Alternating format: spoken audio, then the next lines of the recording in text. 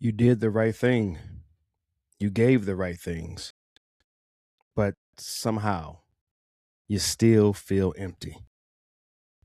Is that you today? You're doing all the right things. You're giving all the right things. But somehow, some way, you still feel like you're coming up short. Today's episode in the I Am the Possible podcast, we're going to be tackling the 3 reasons that you may be doing your very best, giving your very best, trying your very best, and yet it just doesn't come out right. You feel empty. You feel deflated. You feel defeated. You feel like, what's it all about? What does it even matter? I keep trying, I keep doing, I keep showing up. Why do I still feel as if nothing's changing, nothing's moving? Like my efforts don't matter, like my efforts aren't creating and producing for me the feeling that I desire to have as a result of the things that I'm doing.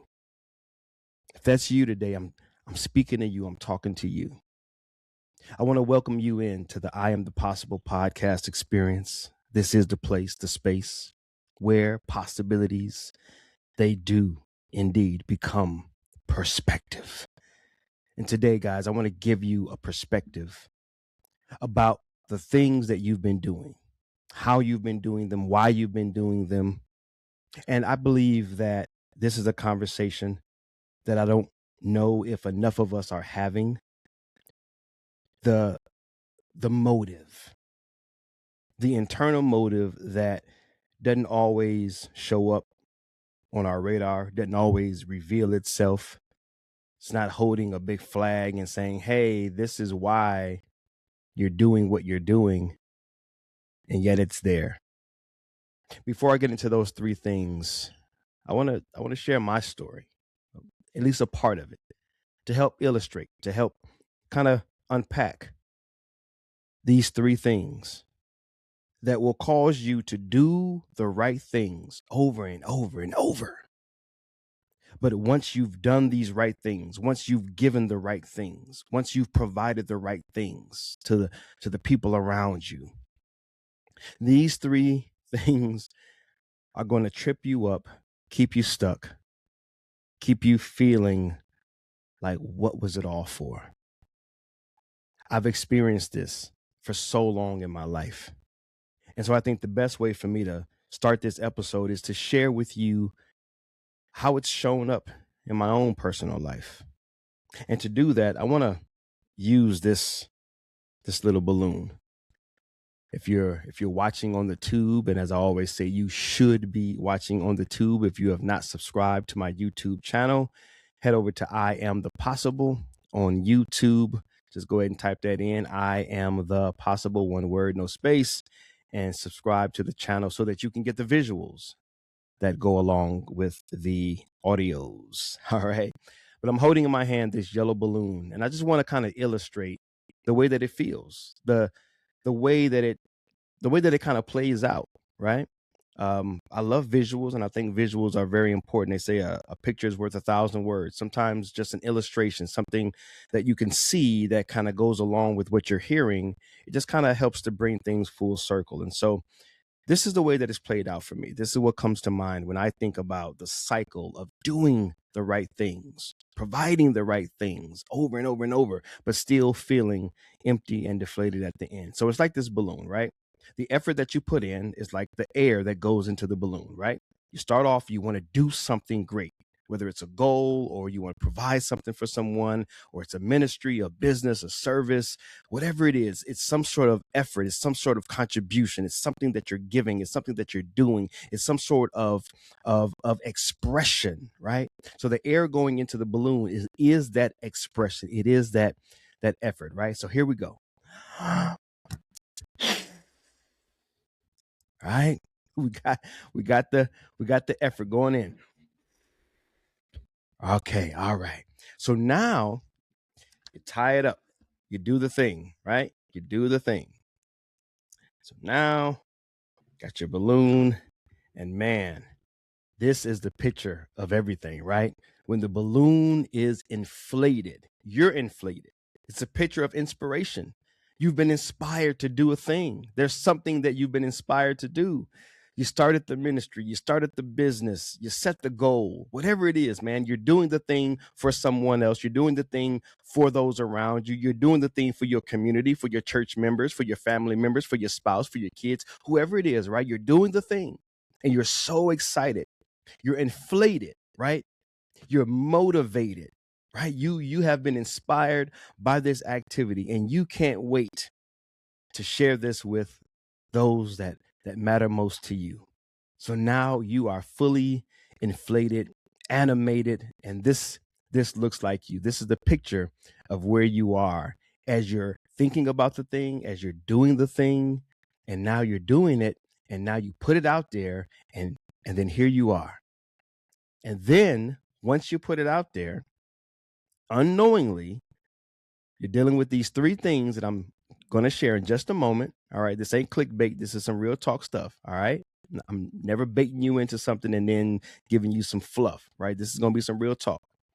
So you got this going, right? All right. So soon after you do it, you start looking for these three things. But this is what happens. You ever have one of these balloons where you kind of pinch it on the end, kind of take a little hole out of it? And I want you to see if you can hear it here. Let me do it a little better. There we go. All right. So you hear that? Let me put it up to the mic. That's the sound of deflation. The air being taken out of your cells, the air being taken out of your balloon, right? You hear that? And now you're looking like this. Hear that? Until you're here. You were so full of life. You were so animated. You were so inspired. You were so motivated. You were so built up. And without knowing it, these three things that you were looking for, they didn't show up. And when they didn't show up, it resulted in you looking like internally and feeling like this: deflated, defeated, discouraged. Are you tired of you doing the things you know you should be doing the things you know are right for you to do, doing the things you know are of great value, but on the back end, you keep looking like and feeling like this internally? Are you tired of that? This is how it looked for me, because I had a story in my life where I wanted and I felt I needed to have proof of my effectiveness. For years, I've wanted to be effective on my job, in my ministry, in my family, in my marriage, with my children, with life itself, with my friends. I want to be effective with this podcast. I want to know that I'm being effective. I want to know that my efforts are being rewarded. I want to know that what I'm doing matters to other people, that it's doing something, that it's making a change. And even when I would get little hints here and there, or people would give me feedback, it would only last for so long. And then I would internally feel so defeated and so deflated, because I was looking for these three things that I'm about to share with you right now. These three things, they didn't show up the way I wanted them to show up. They didn't play out the way that I wanted them to play out. And I was using these three things as a measuring stick, as a criteria, as evidence, or as proof to whether or not I'm effective. And see, that rabbit trail or that rabbit hole went further because the wanting to know that I'm effective, that really came from a place within me where I wanted to be accepted. I wanted to matter. I wanted to matter to other people. I wanted to be loved and I wanted to be appreciated because of some of the things that I've gone through in my past. Some of that childhood trauma where I got pushed to the side and shoved to the side, overlooked, abused.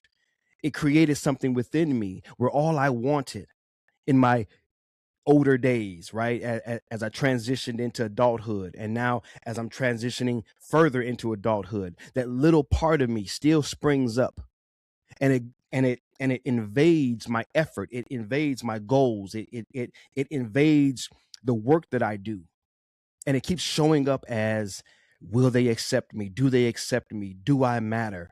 Am I effective? Is what I'm doing anything for anyone? And it would play out over and over and over. And I would do the thing and I would get all animated, like I showed you earlier with the balloon. I would get all animated. I would get all inflated, inspired because God would show me something. I would learn something new and I'd create something. I'd put out a podcast episode, or I preach, or I teach, or I show up for speaking engagement. I would do something. I would coach someone in a session.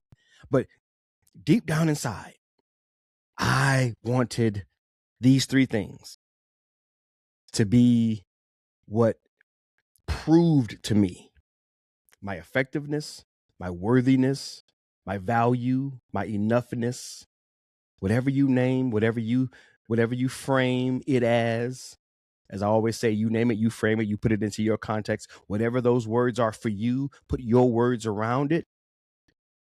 But the bottom line, let me bottom line this. The bottom line was, yes, I was doing the right thing, like you may be doing the right thing. I was giving the right thing, providing the right thing, like you may be giving the right thing, and you may be providing the right thing.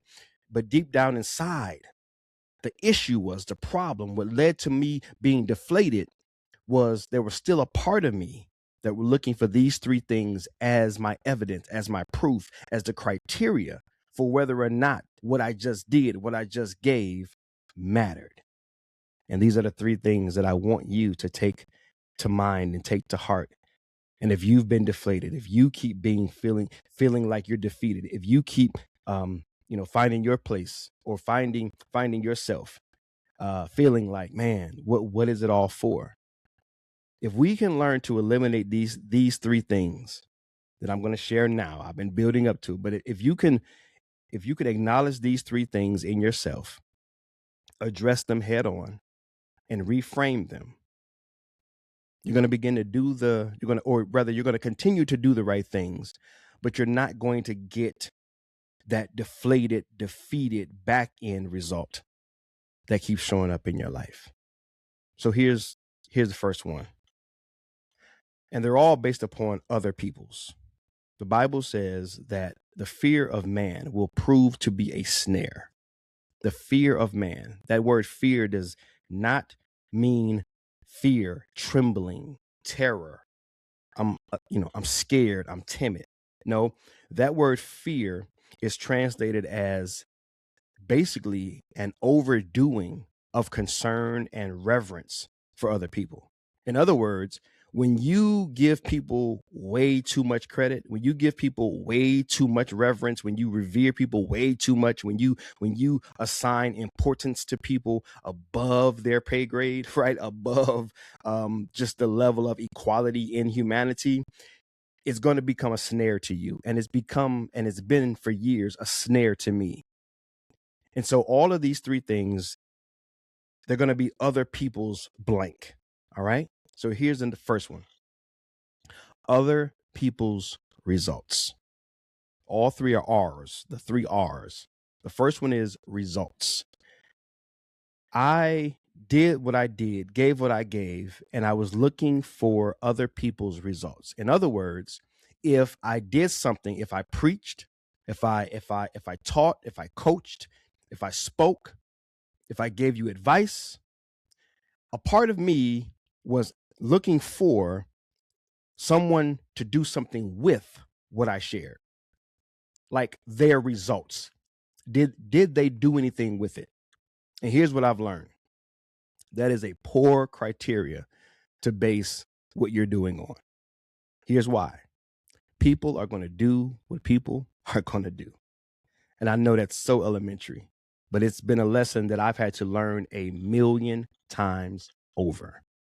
And I was just speaking with my therapist the other day, and we were laughing because the thing is, just like in the gym, right? Your muscles get bigger because of reps. So does your mental stability.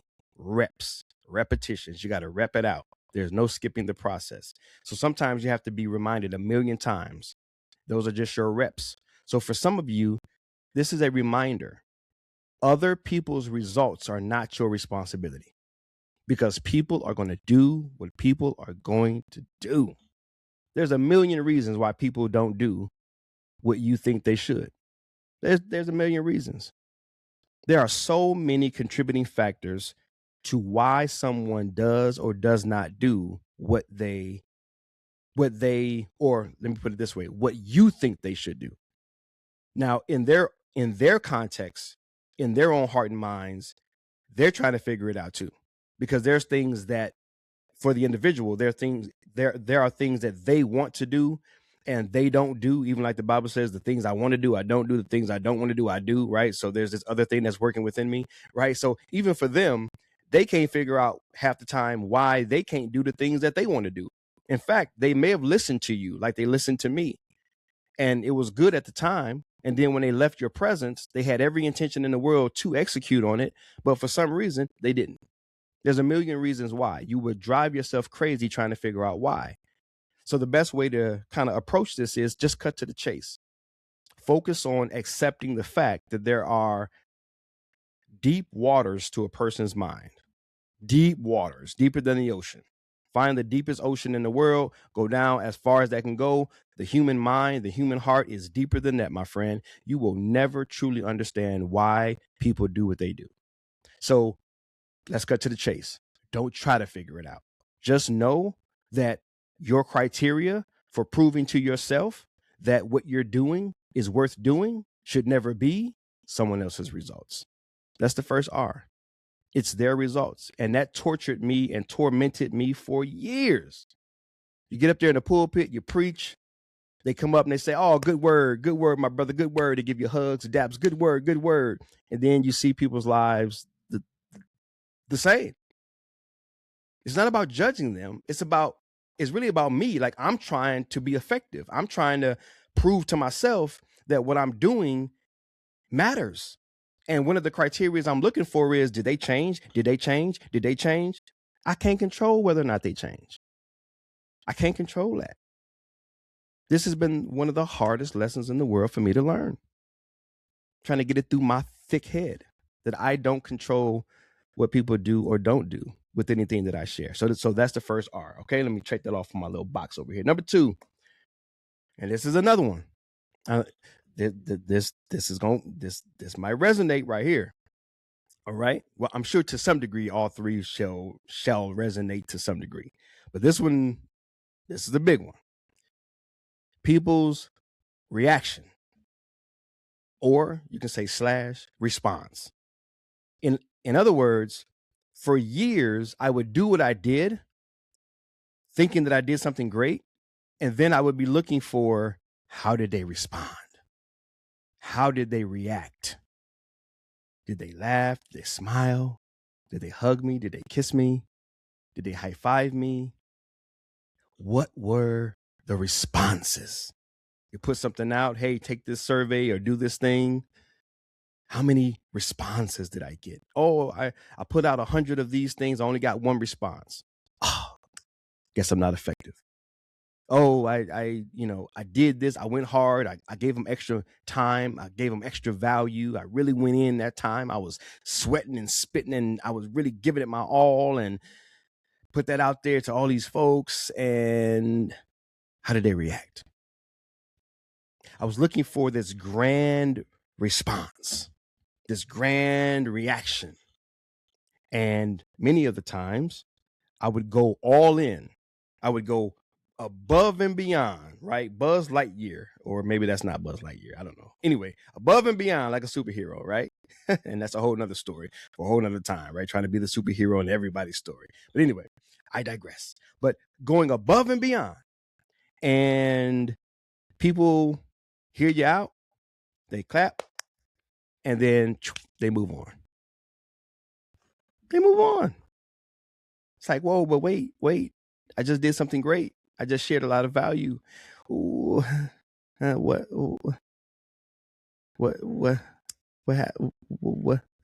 happened?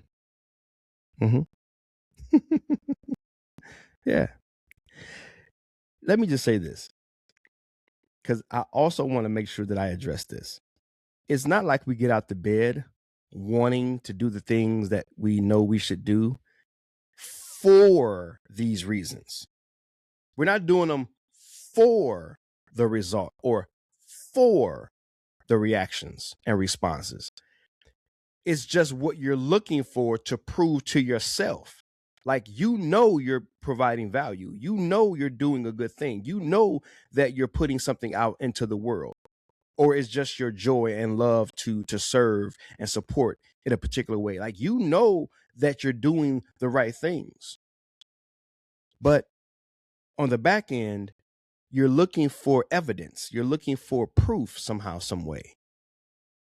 And when it doesn't show up the way you want it to, if you're not careful, then this is how you can really get yourself into trouble. Like, I've gotten myself into trouble so many times emotionally playing this roller coaster. So the first one was results. The second one was their reaction and their response. They didn't respond to me the way I wanted them to. They didn't react the way I wanted them to. I bought that person that thing that I didn't have to buy them. And I thought that they would express so much gratitude. And they barely said thank you. It took them some time to even just say thank you. Why did I even do it? Why did I even try? Right? The third and the last R.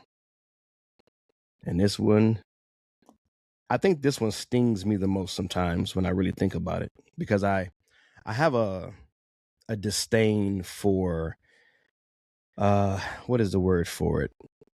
Entitlement. I got a real problem with entitlement.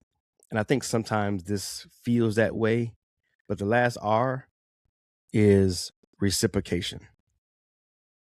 You do the thing for someone, you show up for someone, you help somebody out, you meet their needs, and it's not reciprocated. You open the door for someone else, but they don't open it for you. You say thank you, but they don't say thank you. You express your gratitude for the things that they do for you, but you do the things for them and you get nothing but silence. I don't know what it is for you, but sometimes we're looking for people to reciprocate. We're looking for people to bounce it back. We're looking for people to do for us what we've done for them. And it doesn't happen. And then you feel like that.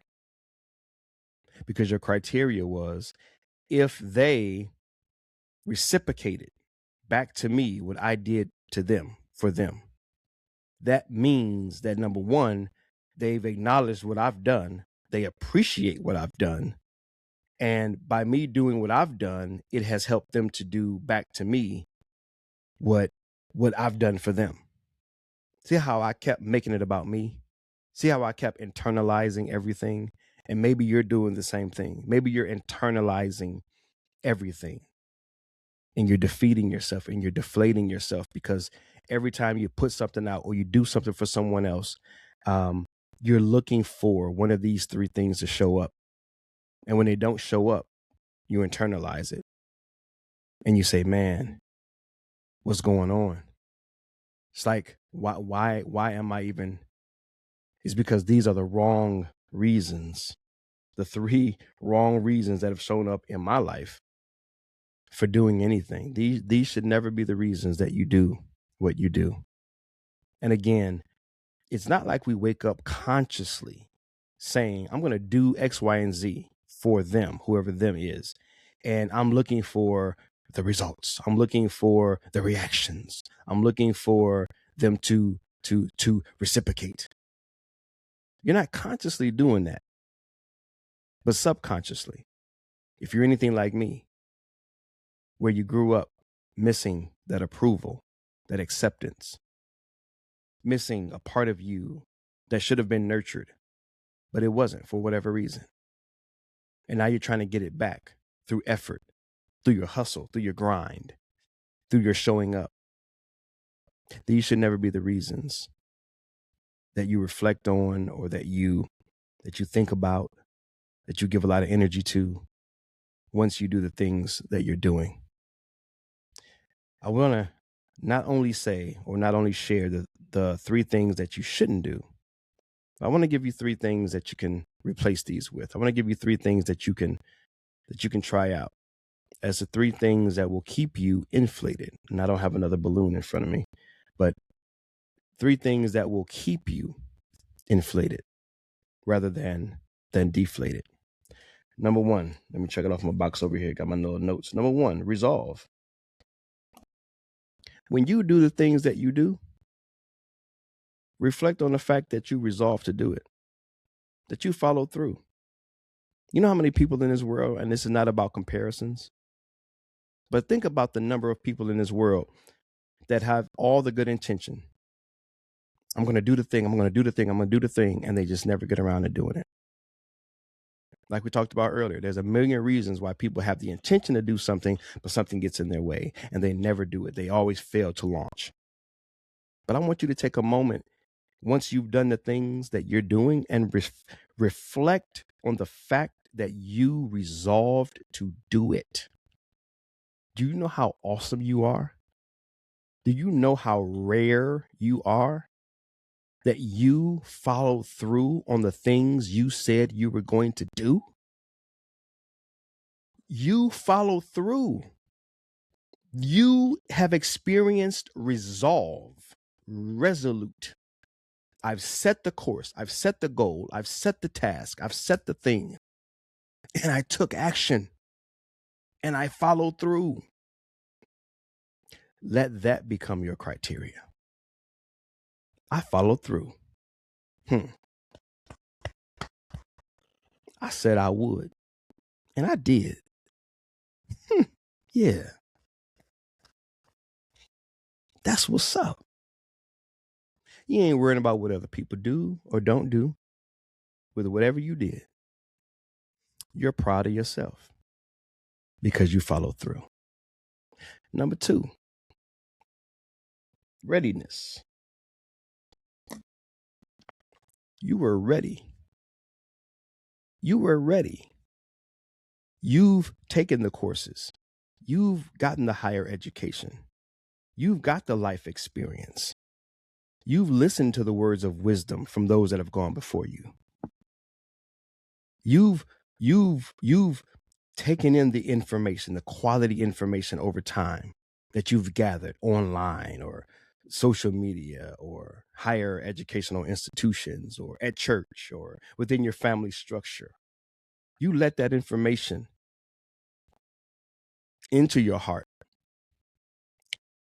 marinate, as we say, and take a home and become a resident within you.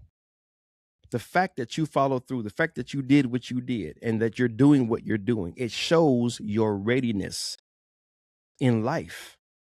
You are a person who is ready. You are a person who is prepared. You are a person who is in a position to take action when necessary. You are a contributor. Do you know how many people say, I want to be one day I'm going to be one day I'm going to do one day I'm going to have and never do the work. They never prepare. They never get the education. They never acquire the knowledge. They never adapt the skills to be ready when called upon. You're a person of action. You're a person that's ready. So when those who will appreciate, when those that will take action and have good results based upon what you're doing, when those who will give you back what you give them come seeking you, you're ready. You're ready. Think on that. You are a prepared person. That's awesome of you. That's really awesome of you. Think about that. That's not small. That's not small.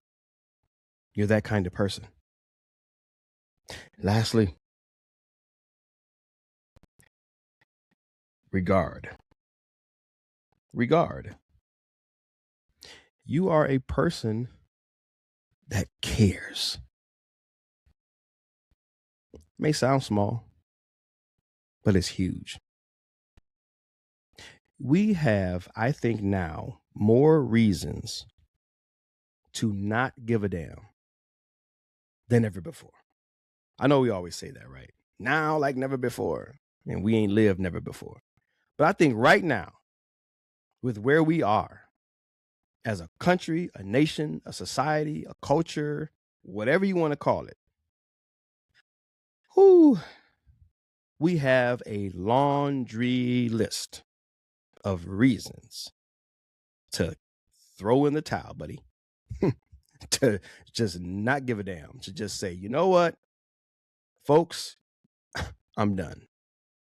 This, that, I'm done. Whatever it might be for you. Like, baby out with the bathwater. Like, everything goes. We have more reasons now to just have little faith in anything or anyone. All you got to do is cut the news on. All you got to do is start doom scrolling. Like, all just expose yourself to anything that's on something electronic. This is not talking about walks in the park and getting out into nature and no. I'm talking about the stuff that we're kind of like attached to. We got to get on our computers to go to work. We got to be around coworkers. We got to be on our computers to do X, Y, and Z. We got to pick up our smartphones to do X, Y, and Z. Like, all you have to do is plug in to the world. And buddy, here comes the reasons to just, I'm over it. But you still have a resolve to regard other people. As many times as you've been let down, as many times as people have let you down, they have done you wrong, they have betrayed you, stabbed you in the back, misused you, abused you, as many things that you have gone through with folks, as many lies as they've told on you, as many times as they've not shown up for you, my friend, you continue to regard others as something worthy of doing something for. And that's major. Yeah. Here we go again. Come on. That's right. For those of you who are just listening, I'm patting myself on the back as an encouragement to what you should be doing. Sometimes you just need to pat yourself on the back. Sometimes you just need to say, look at me. It's not arrogance, foolishness, all that nonsense. It's not ego, tripping and having a big head. Sometimes it's just about giving yourself dignity, self-respect. Good job, me. Because sometimes you're waiting for somebody else to do it and they just not going to get around to doing it. Sometimes you got to provide yourself your own pick-me-up. You know? So, again, let me just run them down.